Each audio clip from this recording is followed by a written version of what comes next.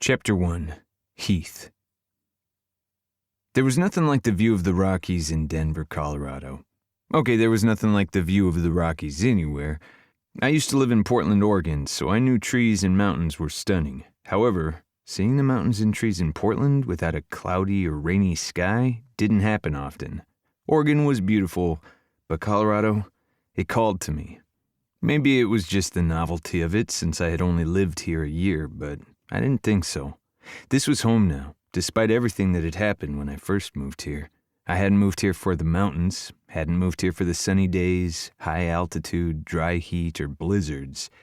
I moved here for family, a family that I was determined to bring together in a way we hadn't ever been before.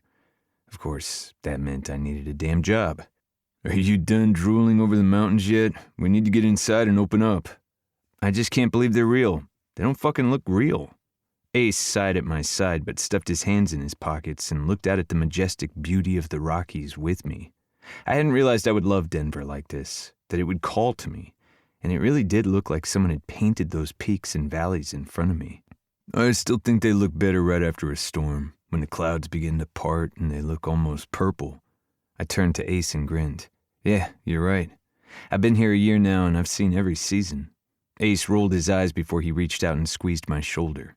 It's Denver. You've only seen 6 of the 20,000 seasons we have, and sometimes 6 in one day.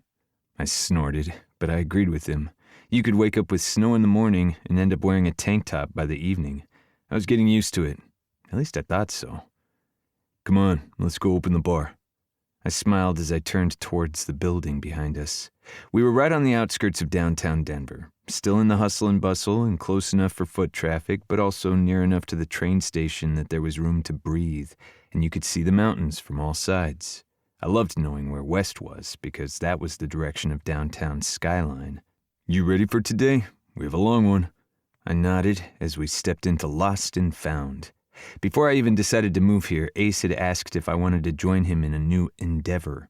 I had owned a bar in Portland, one that had been doing really damn well. I had been the sole owner of the place, and finding and managing staff that could actually keep up had taken a toll. When Ace asked if I had wanted a change, I leaped on the opportunity, not just because it was Ace, a man I had known for years, but because Greer was here. Lost and Found had been Ace's idea, and I had bought in. We had lost something growing up, and we needed to find it.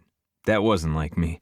I wasn't sentimental. I was the guy who got shit done because I knew my parents weren't going to do it. I had done my best to keep my brothers safe. Both Luca and August had gone through hell, and I hadn't been able to keep the worst from them, and our parents hadn't even tried. We hadn't even been allowed to get to know our baby sister because of our parents. But that's what happens when your parents got married and divorced multiple times. Their first divorce was when I was a child, not even 10 years old. My siblings were even younger. Of course, August was my twin, but I was the eldest, and I took that role seriously. Luca had been an infant, a baby just learning to walk. Greer was a couple years younger than August and me. After that divorce, our dad took the boys, and our mom took Greer, because apparently they had seen both versions of The Parent Trap and thought that was a wonderful fucking idea. That made me roll my eyes to this day, but unlike the movie, there was no happy ever after. Even though our parents got back together, and we had a few years with our sister trying to get to know her again, I never got to know her as well as I wanted. I was never there to protect her when things got bad, and when our parents got divorced again, they split us up again.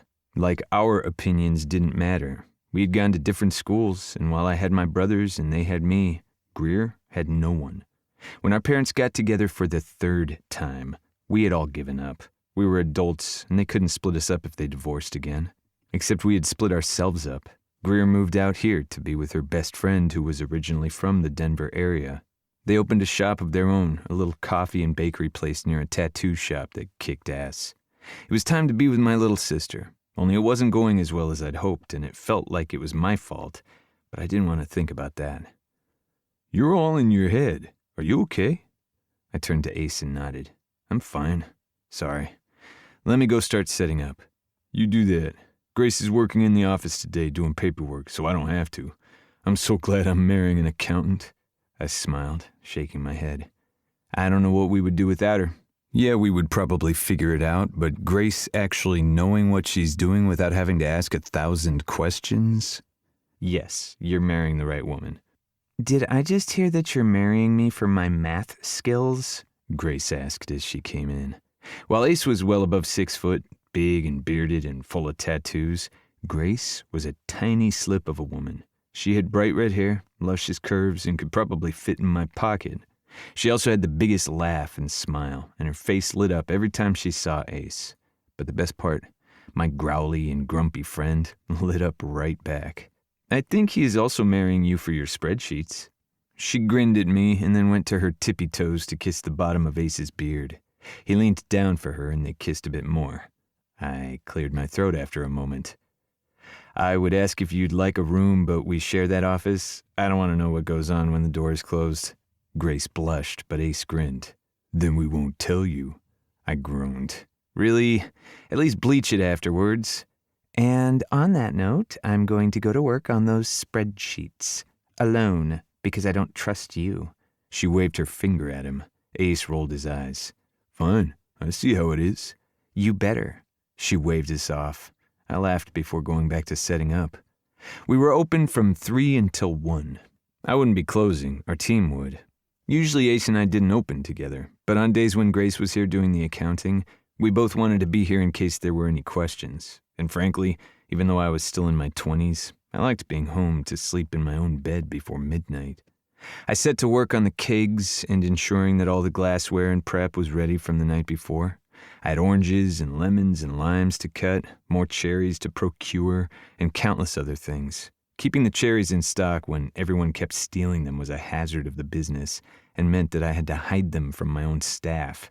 It was that way when I was a server and busboy when I was 16, and the problem had only gotten worse as time moves on. The door opened before we were open for business, and I looked up to see Greer walk in, making me smile. My sister looked like us, brown hair with subtle highlights from the sun, bright light eyes, but in a petite frame. While Luca was slightly smaller than August and me, he was still bigger than Greer by far, and Luca was bulking up from his day job, lifting huge 60 to 80-pound dogs onto a vet table. Hey there, little sister. I didn't know you were coming in today. I moved around the bar so I could come up to her, arms outstretched. She smiled at me before wrapping her arms around my waist, hugging me tightly. We stood there for a moment, taking it in. The situation still new enough that I wasn't quite sure when the novelty of it would wear off. We had been apart for so many years, and I hadn't known when she was sick or feeling grumpy or what her favorite book was. I hadn't known anything until we were old enough to be able to contact each other outside of our parents. They hadn't liked us calling the other house, connecting with the parent who hadn't chosen us. I was getting to know this Greer, but I sure as hell missed the young Greer I never got to know. We split apart, and she grinned at me. I was in the area and figured I'd say hi. You work like 20 minutes west of here, and I thought you were closing today.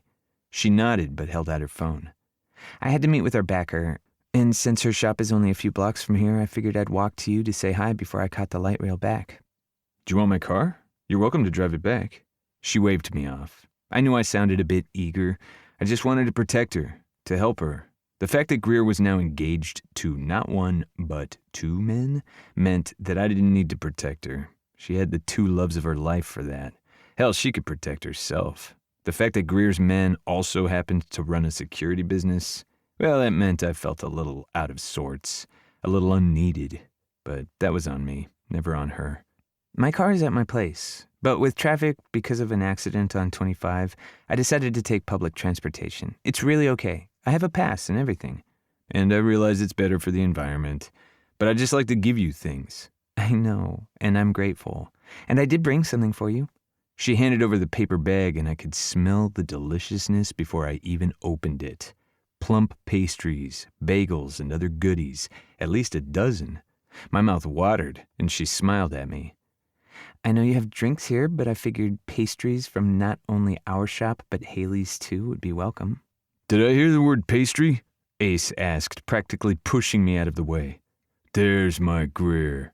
Ace hugged her tightly as Greer laughed, and Grace came running in, throwing her arms around both of them. It was so easy for them, becoming family without overthinking it. I felt like I was trying to do so much for her and failing because she didn't need me. But I was still so damn glad I moved here.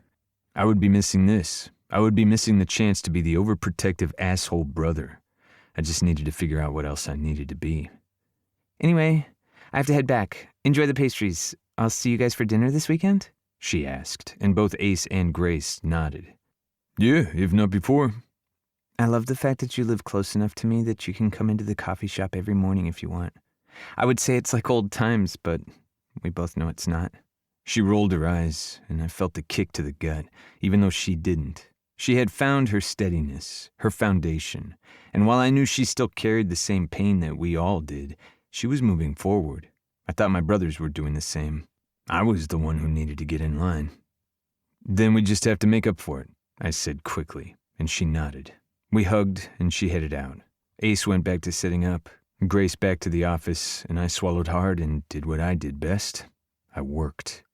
The early shift was nice, because you got tourists and some regulars, and nobody was loud and obnoxious yet.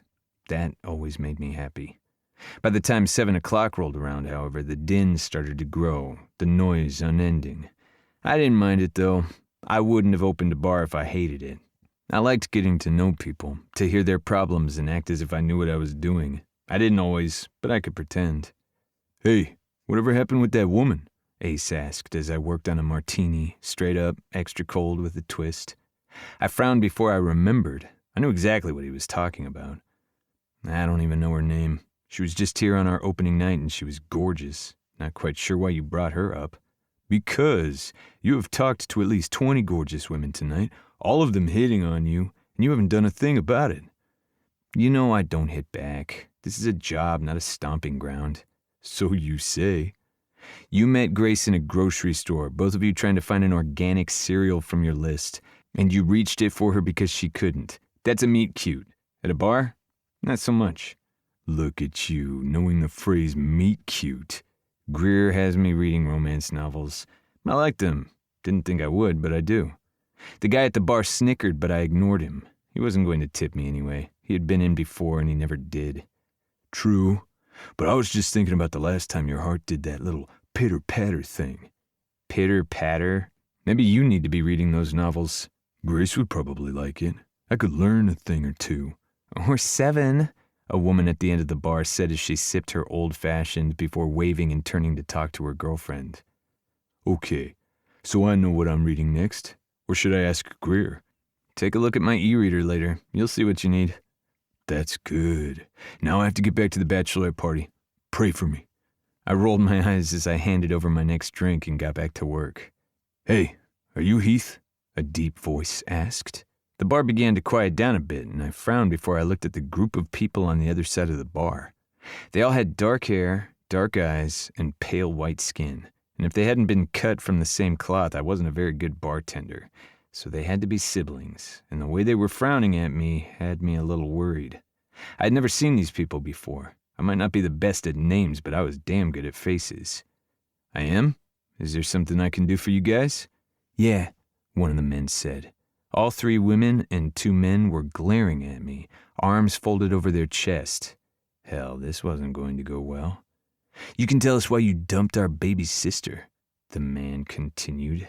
The bar got quiet, and I just stood there wondering who the hell these people were. They had called me by name, so they weren't confusing me with my twin. Unless August had used my name in a relationship? Nah, we had never done that. I'd always found it skeevy. What was going on? You broke our baby sister's heart. After a year of being together, you just dump her and walk away and say, no hard feelings? And you wouldn't even meet us throughout your whole relationship. What are you hiding? One of the women asked. Before I could say anything, and before Ace could rush over and help out, another woman ran in, eyes wide, hair flailing behind her. I blinked because I knew this face. I knew her. Long, wavy blonde hair, high cheekbones, plump lips, and a body a man would die for. This was the woman that my heart went pitter-patter for, and I didn't even know her fucking name. It was as if Ace had conjured her. She ran in, arms outstretched, and stood between me and the 5 people who were staring me down. I'm so sorry. This is all a mistake. She pleaded to me before she whirled on them. Why the hell are you guys here? These were her siblings? I didn't even know her name, and apparently I had dumped her. He hurt you. Did you think we were just going to walk away? You're our baby sister. She looked nothing like the others, but then again, most siblings didn't look like replicas like mine. And that gives you the right to come into his place of business and badger him? You're embarrassing me. She hadn't denied it, though. Hadn't denied we had been in a relationship that I didn't remember. Excuse me? I began, but one of the siblings just waved me off. Well, that was going to get annoying soon. He hurt you. Of course we're going to protect you, Devney. Devney. Her name was Devney. She looked over her shoulder at me, and the pain in her eyes hit me like a punch to the chest. Well, hell. I now knew her name, and I knew she had to be in some predicament that she was going to explain to me later. But for now, I could at least help her get rid of that pain in her eyes. I leaned forward and sighed. I'm so sorry, Devney. So damn sorry. She blinked at me, confusion in her gaze. Then all hell broke loose behind her. You can listen to the rest of the book in the Tempt Romance audiobooks app, available on the App Store and Google Play. The link to the book is in the description. Discover even more bestsellers and exclusive stories updated weekly, only in Tempt Romance audiobooks.